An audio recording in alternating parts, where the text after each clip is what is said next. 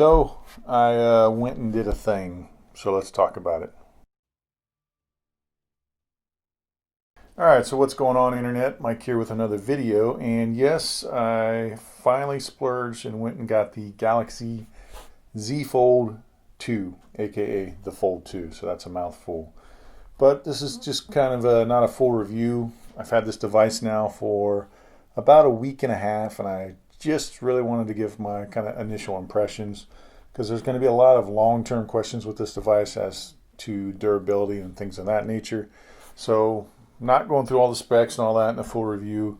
I just want to tell you my experience thus far and kind of what I think about foldables, because this is the first and only foldable I've ever owned. So let's get into this thing. So first, as you can see, the design of this thing.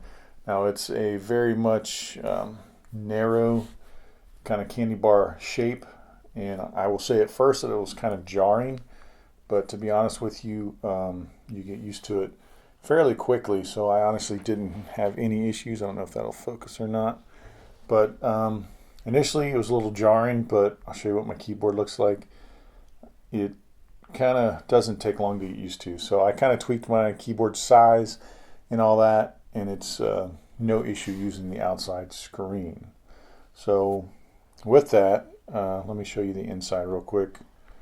So obviously, whatever you're doing, nothing important here, so you can read that. I don't care. It's just my two-factor octa code, which changes every time you use it. So I don't care if you see that. But you can see the large keyboard and typing area that you have with this when it's in tablet mode. But so let me try and make this coherent somewhat. But so the first thing I'll kind of hit on is, like I said, the design. So obviously it is fairly chunky when you got this thing folded in half. It's like having two phones stacked on each other, which that's kind of what it is. But to be honest with you, it doesn't feel really heavy to me or anything like that. I'm sure I could look up and tell you what the exact weight is, but I don't think it's heavy. So it might be for you, but again, same thing I always say, if it's too heavy for you, then get stronger, lift some weights or something. But really, the other cool thing about this thing is there's no issue with this fitting in my pocket. I mean, I wear men's jeans. I don't wear skinny jeans. So, you know, I'm not wearing girl jeans. So I wear normal men's jeans, and it fits in my pocket just fine. No complaints with pocketability. So that's with it closed using this candy bar style. And again, using it like this, I mean, it's just like a normal phone. Sound quality, I can hear everything. It looks good. Lasts a long time, no problem. And with this outer display, unlike the inner, this is only 60 hertz. But to be honest with you, I've used 60 and 120. So when I use this open, it's obviously 120 hertz. And I really don't see much of a difference. I keep going back and forth as far as from a 60 hertz to 120 hertz device, and I don't really notice it. So maybe it's something with me or my eyes, or I don't care. But 120 hertz sounds cool on paper, but I really have yet to see the benefit, at least in the way that I use a phone. Back to this used as just a phone candy bar, like I said, no real complaints. Now I would obviously prefer if this was a little bit bigger, essentially being the same size as a normal phone. But to be honest with you, you get used to it pretty quickly, and I don't mind it so much anymore. It's also got a fingerprint sensor on the side there. I don't know if you can see it, but it works really well. You can also use facial unlock. Not as secure as, say, what Apple uses, but it works, gets the job done. And again, you can turn that off and just use your fingerprint to unlock it. And it's fast. I haven't had any reliability issues with that, so works good. So that's kind of how it is using it just as a phone. But I will say using this as a tablet is where this thing shines, and it's just awesome. So a lot of people worry about or talk about the crease, which you can see it if you're off angle or if you got a bright light. But to be honest with you, when you're looking at this thing straight on, you can't see it. It just disappears. It melts in the background. So honestly, that not an issue at all. 0% affects me or me caring about it. So not a problem. And obviously this is what makes this phone so special.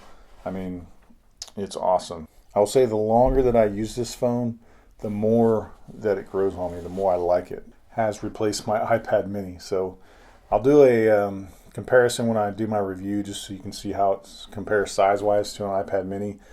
Essentially, the screen on the iPad mini is marginally bigger than this, but really not much at all. And when it comes to viewing content, reading, watching videos, it's essentially this size screen when you get right down to it. That, again, is why I wanted this. I wanted to be able to essentially have a tablet in my pocket. And that's what is so awesome about foldables. You know, you can go from this to this and it fits in your pocket. Whereas this, to me, is the only way that foldables make sense, or rollables, whatever, when you're going from a smaller phone to a larger phone. Now, to me, the clamshell style ones where it's like the Motorola Razr, so Samsung Z Flip, to me, those don't make any sense. I mean, I think they're cool. It's definitely a feat of engineering, but I don't really get the point of it. Whereas with this, the point of it is, you know, I've got a phone when I want it, and the same thing, I've got a tablet when I want it. So that, to me, is the benefit of these. But viewing content on this has been awesome. I've been using this for my PDF reader. I've been using this to study on. Everything that I've used my iPad mini for, I do on this now. So that was the big draw for me, why I wanted to get this. And I've been wanting to get a Z Fold or Fold since the very first one was announced. But I was patient. I'm glad I was patient, because with the first one, of course, there were some more issues. And this iteration is so much better than the first iteration. Now, I never owned one, but just looking at all the reviews I've seen, this is night and day better than the first one, especially when it comes to this outer display. So definitely looking forward to the third iteration, where you're supposed to have such things as S Pen support. But overall, I've got to say that this thing has been an absolute joy to use. Now, one thing that people are also concerned about is battery. This has essentially got the same size battery that you would get in the Note 20 Ultra. I think it's 4,500 milliamp. Now, with me, I've probably been averaging, I would say, about 6 hours of screen on time, which is pretty dang good. If you're really spending 6 hours on your phone with that open, it's kind of, you know, maybe you should evaluate your life. 6 hours is probably about the average, so I've not really run into where I've not been able to make it through a full day of use, and I generally use it fairly heavy. But I will say that if you do need to charge it up, it charges pretty dang quick. So it's quick charge supported, also charges wirelessly, and it will quick charge with a wireless charger. But the only times where I've topped it up during the day is when I'm at work. You know, if you don't know what I do, I'm a EMS pilot, so there's a lot of times where I'm waiting for a flight, so I'm sitting around. So when I'm sitting around, I'm most likely on my phone, either watching YouTube, reading manuals, PDFs, or studying. So in that sense, those are the only times where I kind of charge it during the day, is when I'm at work. And I have a wireless charger on my desk at work, so when I'm not using it, I just leave it sitting on the wireless charger. So if I got to go somewhere, I grab it, and it's topped up 9 times out of 10. Like I said, really, I'm trying to keep this short, even though I'm already probably at 10 minutes, just trying to give my first impressions. And my first impressions are that I love this thing. This is by far the coolest, most useful portable device that I've ever owned. And I've used and owned a lot of phones, but this is the first foldable one that I've ever owned, and it's definitely, so far, meets all of my expectations and all my needs.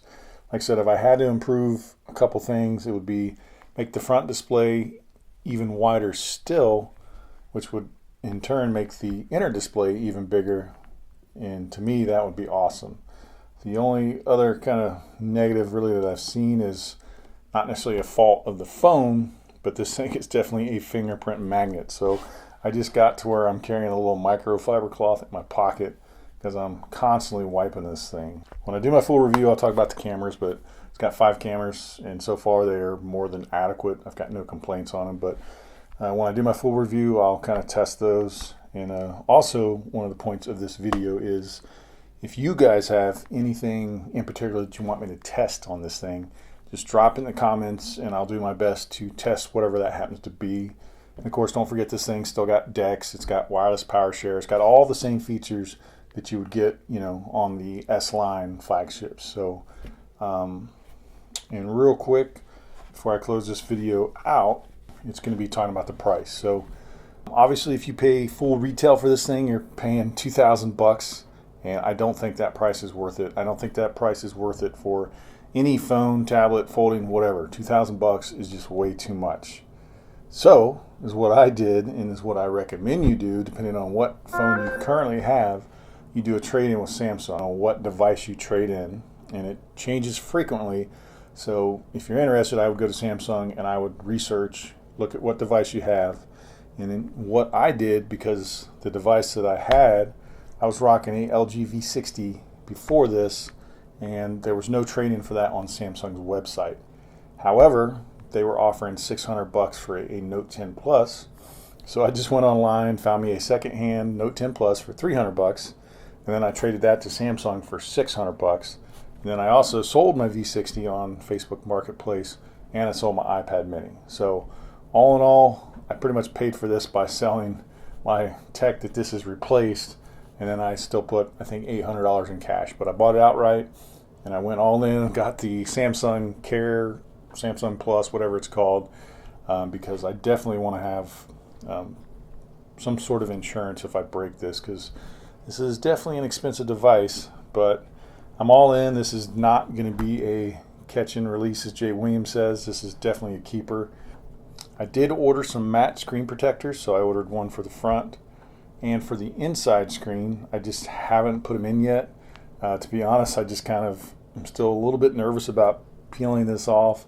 You know, there's lots of videos where people do it, and it's fine, but if I put the matte screen protector on there, it will definitely reduce the fingerprints substantially. But the only downside of that is you lose a little bit of clarity and vibrancy on your screen. But I'm definitely going to do that. I'll probably make a video when I actually apply those, but I've already ordered them. Got them in stock right here, and I've got it for the inner. But got them off Amazon, pretty cheap. And if you're wondering about this case also, this is the ring key case. And if I remember, I'll post a link to in the description with this case. But so far, I really like this case. It's a slim profile. You can see through it. It's a little bit frosted, but you can still see the color of the phone. And it's not too bulky. So that's why I went with this case. I actually ordered a couple, I can't even name of the brand, but I've got two more actually here. But this is the only one I put on because when I took them all out of the box, this was the least bulky, and it seemed to offer the most protection as far as having a lip for the screen and for the cameras, and it just kind of is somewhat of a flexible material, so it should theoretically absorb some of the shock. There you have it. That's just kind of my first impressions of the Galaxy Z Fold 2. So far, I cannot be happier with this. The more I use this thing, the more I like it. I did a 6-hour Zoom meeting the day before yesterday with this. I did it all on my phone. The presenter was able to share his screen, show a PowerPoint presentation, and on this big old screen, I could see that just fine. I could see the PowerPoint slides.